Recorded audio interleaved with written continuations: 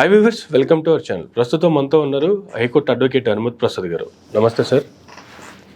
ఆంధ్రప్రదేశ్ రాష్ట్రంలో ఎలక్షన్ల తర్వాత రకరకాల కామెంట్లు చూస్తూ ఉన్నాం. వచ్చినటువంటి రిజల్ట్స్కి సంబంధించి, ఏర్పడినటువంటి ప్రభుత్వానికి సంబంధించి, ఆంధ్రప్రదేశ్లోనే రాష్ట్రానికి సంబంధించి కాదు, పక్కన ఉన్నటువంటి ఒరిస్సాకి సంబంధించి కావచ్చు, చుట్టుపక్కల రాష్ట్రాలు కావచ్చు, దేశంలో అనేక చోట్ల అవకతవకలు జరిగాయి, ఈవీఎంలు మేనేజ్ చేయబడ్డాయి అంటూ కూడా రకరకాల కామెంట్లు, రకరకాల ప్రెస్ మీట్లు కూడా బయటకు వస్తూ ఉన్నటువంటి తరుణంలో రీసెంట్గా ఆంధ్రప్రదేశ్ రాష్ట్రంలో ఎన్నికల కమిషనర్ ముఖేష్ కుమార్ మీనా గారు ఇచ్చినటువంటి లెటర్ ఒకటి, ఎలక్షన్స్ అయిపోయిన అతి కొద్ది రోజుల్లోనే, కౌంటింగ్ ముగిసిన కొద్ది రోజుల్లోనే ఈవీఎంలు వీవీప్యాట్లు మొత్తం బర్న్ చేసేయండి అంటూ ఆయన జిల్లా కలెక్టర్లకి ఆదేశాలు ఇచ్చారంటూ కూడా రీసెంట్గా ఒక లెటర్ కూడా బయటకు వచ్చింది. అసలు ఏం చెప్తారు సార్ ఈ ఈవీఎంల అంశానికి సంబంధించి? ఎలక్షన్లో ప్రజాస్వామ్యంలో ప్రజలు ఓట్లు వేస్తే గెలుస్తున్నారా, లేదు ఈవీఎంలు మేనేజ్ చేసుకుంటే గెలుస్తున్నారా? ఏం జరుగుతుంది అసలు? ఈవీఎంల మీద ఈ తగు అన్నది ఎప్పటి నుంచో ఉంది.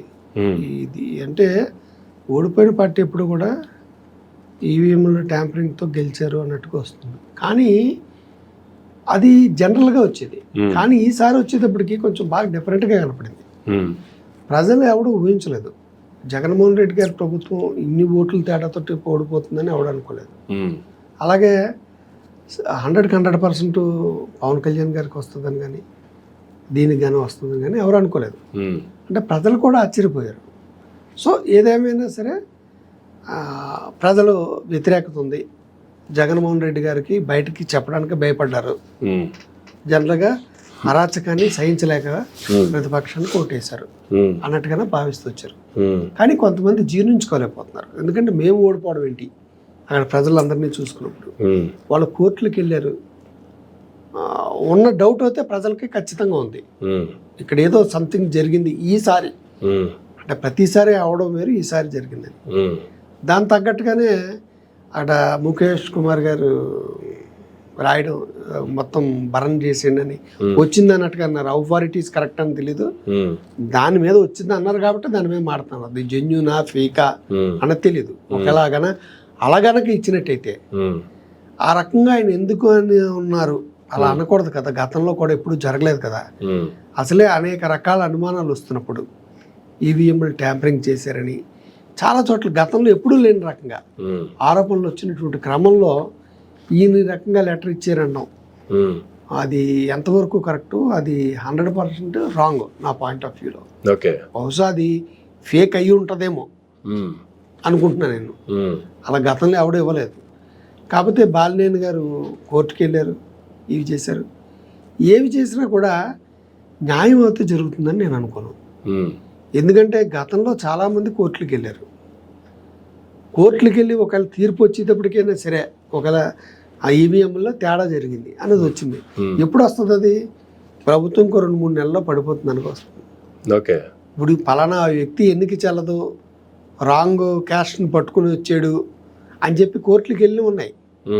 ఎప్పుడైంది? 5 సంవత్సరాలు అయిపోయాక చివరి దశలో వస్తుంది. ఎందుకంటే విచారణ జరగాలి పూర్తిగా. ఒక లోయర్ కోర్టు తీర్పిచ్చినా పై కోర్టుకి వెళ్తారు, పై కోర్టు ఇచ్చినా వెళ్తారు. ఈ లోపల 5 సంవత్సరాలు గడిచిపోద్ది, మళ్ళీ ఎలక్షన్లో వస్తుంది. దీనివల్ల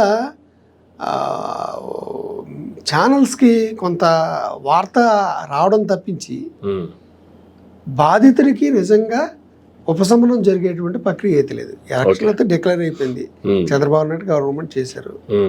ఇప్పుడు ఇది ఎప్పుడు జరుగుతుంది, ఎప్పటికి వెళ్తుంది, ఏదవుతుంది? ఒకవేళ న్యాయం జరిగినా కూడా లాస్ట్ మూమెంట్లో 2 నెలలు ఉందనగా జరుగుతుంది. అంటే ప్రజల్లో కూడా చాలా అనుమానాలు ఉన్నాయి ప్రసాద్ గారు. ఎలక్షన్స్ కంప్లీట్ అయిపోయిన తర్వాత ఇమీడియట్గా ఎవ్రీ 1 అవర్కి ఎంత పోల్ అయింది అని చెప్పి ప్రతి పోలింగ్ సెంటర్ నుంచి ఎలక్షన్ కమిషనర్కి ఆదేశాలు వస్తూనే ఉంటే, దాని ప్రకారం ఓవరాల్గా ఎంత పర్సెంటేజ్ అయింది అనేది ఎవ్రీ 1 అవర్కి ఒకసారి రిలీజ్ చేస్తూనే ఉంటారు. అలా అయిపోయిన తర్వాత ఎలక్షన్ అయిపోగానే ఓవరాల్గా ఎంత % ఓటింగ్ పోల్ అయింది అనేటువంటిది కూడా చెప్తారు. బట్ ఏ గంటకి రిలీజ్ చేసిన దానికి, ఆ తర్వాత 2 రోజుల తర్వాత ఎంత పోల్ అయిందని చెప్పిన దానికి, ఈ 2 రోజుల తర్వాత చెప్పిన దానికి, తర్వాత కౌంటింగ్ వచ్చిన తర్వాత ఓట్ల సంఖ్య చూసుకుంటే దాదాపుగా 12.5% ఎక్స్ట్రా యాడ్ అయ్యి ఉన్నాయి ఓట్లని వస్తున్నటువంటి కామెంట్స్కి సంబంధించి రకరకాల అనుమానాలు అయితే ప్రజల్లో ఉన్నాయి. అనుమానాలు కాదు, చాలా వార్తలు కూడా వచ్చాయి. ఎందుకంటే పోలేని ఓట్ల కంటే ఎక్కువ ఓట్లు ఈవీఎంలో ఉన్నాయి అనేసి, అవి ఎలాగొచ్చాయి అనేసి. ఆ డౌట్లు రకరకాల వార్తలు వచ్చాయి. దాన్ని బేస్ చేసుకుని మనం ఇక్కడ అనాలిసిస్ చేస్తున్నాం. రైట్, ఏదేమైనా సరే ఎలక్షన్ అయిపోయింది, ప్రభుత్వం ఏర్పాటైపోయింది. ప్రభుత్వం ఏర్పాటైపోయాక ఈ ఎలక్షన్ ఈవీఎం ట్యాంపరింగ్ జరిగిందని కంక్లూజన్కి వచ్చేటప్పటికి ఎంత టైం పడుతుంది జనరల్గా? ఒక మీరు అన్నట్టుగా నిజంగానే ఎలక్షన్ ట్యాంపరింగ్ ద్వారా గవర్నమెంట్ ఏర్పాటైంది, దీనికి ఈ రోజుకి ఈ క్షణానికి ఈ క్షణం కోర్టులు డిసైడ్ చేయాలి కదా. అంతేగాని కేంద్ర ప్రభుత్వం తెలుగుదేశం ప్రభుత్వంతో ఉంది, కేంద్ర ప్రభుత్వం అనౌన్స్ చేస్తుందా? చేయదు. ఎలక్షన్ కమిషన్ అనౌన్స్ చేస్తుందా తేడా జరిగిందని? చేయదు. ఎందుకంటే దాని పేరుకే చుట్టుకుంటుంది. ఎలక్షన్ సాఫీగా జరిగాయని సర్టిఫికెట్ ఇచ్చింది. దీని మీద ఎవరైతే బాధితులు ఉన్నారో వాళ్ళు కోర్టుకు వెళ్ళాలి. కోర్టుకు వెళ్తే ఉంది బాలినేని గారిది ఉంది, ఆయనకు ఒకటికే న్యాయం జరుగుతుంది. మొత్తం అంతా జరిగాక ఎలక్షన్ తేడా ఉందనుకోండి, ఆయనకు ఒకటికే న్యాయం జరుగుతుంది. బాలినేని గారికి న్యాయం జరిగింది, బాలినేని గారి దాంట్లో అవకతవకలు జరిగాయంటే మిగిలిన ఓడిపోయిన మిగతా ఎమ్మెల్యేలందరూ కూడా బయటకు వస్తారు కదా. బయటకు వచ్చి వాళ్ళు కోర్టులో వేసుకోవాలా? వాళ్ళ కోర్టులు ఎప్పటికి వెళ్తుంది? ఈయన జరిగేటప్పటికే అప్పుడు అవుతుంది. దీని మీద అవతలోడు పైకోర్టుకి వెళ్ళరా, స్టే తెచ్చుకోరా, ఇవన్నీ అయ్యేటప్పటికి ఒక ఈ విషయం జరిగేటప్పటికి ఇంకో 2-3 సంవత్సరాలు నడుస్తుంది అనుకుందాం. బాలినేని గారు జరిగింది, ఇంకో 2 సంవత్సరాలు నడిచాక అయ్యింది కరెక్ట్, అవతలోడిదే రాంగ్ అని చెప్పారు, ఆ ఎలక్షన్ రద్దు చేశారు, మళ్ళీ రీకౌంటింగ్ పెట్టండి అన్నారు. దీనివల్ల ప్రతిపక్షంలో అంటారు మొత్తం అంతా ఇలాగే జరిగింది అంటారు. జరిగిందంటే కుదరదు కదా, ఈయన కోర్టుకి వెళ్ళాడు కాబట్టి ఈయనకి వచ్చింది. మిగతా వాళ్ళు కూడా కోర్టుకి వెళ్ళాలి. ఓ 2 సంవత్సరాలు ఈయనకు వచ్చేదానికి 2 సంవత్సరాలు పడుతుంది అనుకుందాం లోయర్ కోర్టులో. అవతలోడు పై కోర్టుకి వెళ్లకుండా ఉంటే మళ్ళీ దాని మీద స్టేకి వెళ్ళే అవకాశం ఉంటుంది కదా ప్రభుత్వం. అదే 3-4 సంవత్సరాలు పడుతుంది. చేయక ఈయనకే న్యాయం జరిగింది అనుకుందాం. లాస్ట్ ఇంకో 6 నెలలు ఉందనగా ఆ ఎలక్షన్ రద్దు చేసి మళ్ళీ పెట్టండి అన్నారు. ఇప్పుడు మిగతా వాళ్ళు కోర్టుకి వెళ్తే ఎప్పటికి అవుతుంది అది? ఇక్కడ జరిగేది న్యాయ ప్రక్రియలో చాలా ఇదిగా ఉంటుంది. ఏమి జరిగినా 5 సంవత్సరాలు ఈ ప్రభుత్వాన్ని ఎవడో ఏం చేయలేడు. ఇమీడియట్ గా సత్వన్యాయం జరిగే పరిస్థితి లేదు. ఇప్పుడు వీళ్ళు ఒకటి చెప్పారు, వాళ్ళు ఒకటి చెప్తున్నారు, వాళ్ళు కోర్టులో వేసారు, దాని మీద విచారణ.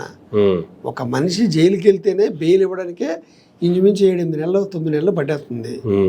ఈ విచారణని, వాళ్ళకి నోటీసులని, వీళ్ళకి నోటీసులని. మరి కోర్టు కూడా అదే చేస్తుంది కదా. అవతలోడు అభిప్రాయం తెలియకుండా వెంటనే డిసిజన్ తీసుకోదు కదా. ఒక ఎలిగేషన్ పెట్టారు, ఎలిగేషన్ పెట్టినప్పుడు ప్రభుత్వాన్ని పార్టీగా చేస్తుంది, ఎలక్షన్ కమిషన్ పార్టీగా చేస్తుంది. ఎలక్షన్ కమిషన్ ఉంటుంది అంతా కాముగానే జరిగింది అంటది, ఎక్కడెక్కడ చెదురుమదురు సంఘటనలు తప్ప ఏం జరగలేదని. లెక్కింపుల్లో తేడా అన్నారు, వాళ్ళు కట్టుకున్నారు, దానికి లెక్కింపు చేయమన్నారు. మళ్ళీ దాని మీద పైకోర్టుకు ఎప్పటికి తేలుతుందో తెలియదు. ఒకవేళ జరిగింది అవకతవకలు వచ్చింది అనుకోండి, దాని మీద స్టే చేయండి అని ఇంకోళ్ళు వెళ్తారు. ఇవన్నీ ఎప్పటికి జరుగుతుంది? ప్రభుత్వం పడిపోయే ప్రశ్న అయితే ఏమీ లేదు. దీని మీద ఏం చేసి జరగాలంటే ఈవీఎంల మీద ఇలాగ అపోహలు ఉన్నాయి కాబట్టి ప్రతి ఎలక్షన్లో ఈవీఎంల విధానాన్ని రద్దు చేయాలి. ఎందుకంటే మనిషి మేధస్సుని ఎక్కడైనా సరే కంట్రోల్ చేయగలుగుతాడు. డిజిటల్గా జరిగేటువంటి వ్యవహారాన్ని దేనికైనా పాస్వర్డ్ ఉంటుంది, ఎక్కడి నుంచి యాక్ట్ చేయొచ్చు. ప్రధానమంత్రుల వెబ్సైట్లని యాక్ట్ చేసేస్తున్నారు. అటువంటిది ఈవీఎంలు చేయడం ఎంతసేపు? ఇవి దృష్టిలో ఉంచుకుని నెక్స్ట్ టైం ఏం చేయాలా, ఆల్ పార్టీస్ అన్ని కూర్చుని ఒక కంక్లూజన్కి వచ్చి ఈ విషయాన్ని తెలిసి మామూలుగా మాన్యువల్గా పెడితేనే బాగుంటుందని నేను అనుకుంటున్నాను. ఇప్పుడు లెక్క అనేది అలాగే తప్పు చూపెట్టచ్చు. చిన్న ఎగ్జాంపుల్ చెప్తున్నాను. మొన్న షుగర్ మిషన్స్ వచ్చాయి కదా మనం టెస్ట్ చేసుకునేవి, అది నేను తీసుకున్నాను. బయట మామూలుగా మాన్యువల్గా చూపెట్టుకుంటే ఒక రకంగా వస్తుంది, ఇందులో చూపెట్టుకుంటే ఒక రకంగా వస్తుంది. అది కొత్తది, వాడిందే ఒకసారి, ఒకసారి వాడాను, చాలా డిఫరెంట్ వచ్చింది.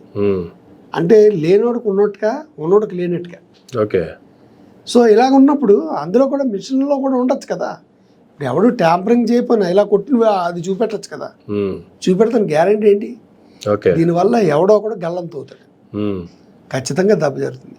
ఈవీఎంల మీద ఇప్పుడు ఉన్న అపోహలు ఎప్పుడు ఉన్నవి. అంటే గతంలో కూడా చంద్రబాబు నాయుడు గారు కూడా ఈవీఎంల మీద కంప్లైంట్ చేశారు. వీళ్ళు గెలిచారు కాబట్టి ఇప్పుడు మాట్లాడలేదు. ఇప్పుడు వాళ్ళు గెలిచారు కాబట్టి వాళ్ళు మాట్లాడలేదు. అప్పుడు వీళ్ళు గెలిచారు కాబట్టి ఇప్పుడు వీళ్ళు రైజ్ చేస్తున్నారు. ఏదైనా రైజ్ చేస్తున్నారు కాబట్టి ఈవీఎంలని ఆటోమేటిక్గా పక్కన పెట్టేసి మాన్యువల్గా వెళ్తే బాగుంటుంది అన్నది నా అభిప్రాయం. చాలా దేశాల్లో కూడా ఇప్పటికీ మాన్యువల్గా నడుస్తున్నాయి. అభివృద్ధి చెందిన అనేక దేశాలు మాన్యువల్గా నడుస్తుంది. మాన్యువల్గా నడుస్తుంది. ఎందుకంటే దీని అభివృద్ధి చెందాలనుకుంటున్నటువంటి దేశాలు మాత్రమే ఇట్లా టెక్నాలజీని వాడుకుంటున్నాయి. టెక్నాలజీని వాడుకుంటున్నాయి. అయితే ప్రస్తుతానికి అయితే ప్రభుత్వానికి వచ్చినటువంటి నష్టం అయితే ఏమీ లేదు.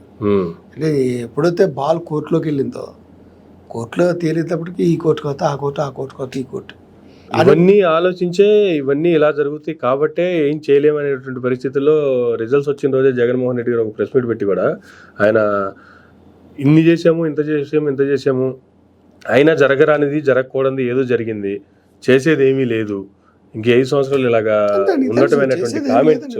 అంతే, ఆయనకి ఇవన్నీ తెలుసు. ఇప్పుడు ఎవరు ఏం చేయలేదని అందరికీ తెలుసు. తెలియంది ఎవరికంటే, ఎవరికైనా కోర్టులు తేలితే మొత్తం అందరూ ఆపేస్తారు.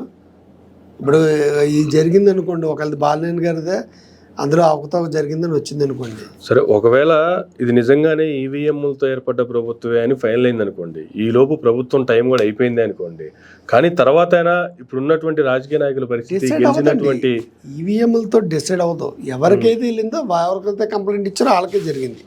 ఓకే, అదే జరుగుతుంది. ఇప్పుడు చిన్న ఎగ్జాంపుల్ చెప్తాను. దేవాలయాల్ని ప్రభుత్వం నుంచి తప్పించమని ఆ మదురై కోర్టులో చెన్నై వాళ్ళు వేశారు. ఆ దేవాలయాల మీద మీ పెత్తనం ఏంటని చెప్పి కోర్టు తీర్పిచ్చింది. దీన్ని అందరికీ ఇంప్లిమెంట్ చేయండి, తిరుపతి క్యాట్కి కూడా అంటే అన్నారు. అది ఆ కోర్టుకి సంబంధించింది, ఆ గుడికి సంబంధించింది తప్ప దీనికి సంబంధం లేదన్నారు. కేసులు కూడా అంతే. బాలినేని గారు కోర్టుకి వెళ్ళారు, కోర్టు ఆయనకి ఇచ్చారు తప్ప మొత్తం అంతటినీ రద్దు చేసిందని కోర్టు ఏమందాం. ఇప్పుడు వీళ్ళు అనొచ్చు మొత్తం అంతా ఎలక్షన్ రద్దు చేయాలి అని చెప్పి స్టేట్మెంట్లు పడతాయి. స్టేట్మెంట్లు పడినంత మటుకు ఏమో ఉండదు. ఓకే, అక్కడ ఒక విషయంలో జరిగిందని అంతటికీ వ్యాపించలేం కదా. మీకు కావాలంటే మీరు కూడా ఫైల్ చేసుకోండి, మీది తీర్పినాక అప్పుడు మళ్ళీ చేస్తాం అంటారు తప్ప ఇది ఉండదు. ఇది బెనిఫిట్ అవుతుంది రౌడ్ కింద, గవర్నమెంట్కే బెనిఫిట్గా ఉంటుంది. ఒకవేళ నిజంగా జరిగినా కూడా ఎవడో ఏం చేయలేడు. ఓకే, నిజంగా ఈవీఎంలు ట్యాంపరింగ్ జరిగింది, గవర్నమెంట్ డిక్లేర్ అయిపోయింది, ప్రమాణ స్వీకారం చేసింది, కోర్టులోకి వెళ్తే కోర్టులో ఎప్పుడో తేలుతాయి. అవి ఈరోజు రేపట్లో తెలియవే వ్యవహారమేం కాదు. ఓకే, అందువల్ల నెక్స్ట్ జరగకుండా ఉండాలంటే మటుకు ఖచ్చితంగా కేంద్ర ప్రభుత్వం, రాష్ట్ర ప్రభుత్వాలు, ఎలక్షన్ కమిషన్ అందరూ కూర్చొని ఒక డెసిషన్ తీసుకుని చేస్తే బాగుంటుంది. Okay, thank you sir, thank you very much అండి. ఇదండి ఈవీఎంలకు సంబంధిస్తున్నటువంటి కామెంట్ల నేపథ్యంలో ప్రసాద్ గారు ఇచ్చినటువంటి వివరణ. ఇది నాటి ఇంటర్వ్యూ. మనకి ఇంటర్వ్యూలో మళ్ళీ కలుద్దాం. చూస్తూనే ఉండండి మైనా మీడియా.